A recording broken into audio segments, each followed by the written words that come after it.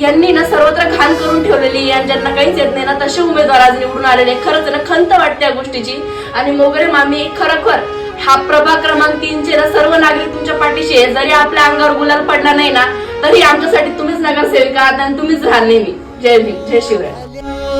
भल्याची पुण्याई उभी तुझ्या मागे, जरा नीतीन वागजी.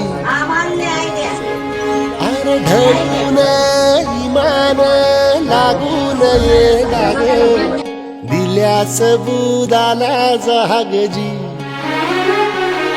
या सळसळत्या वादळाला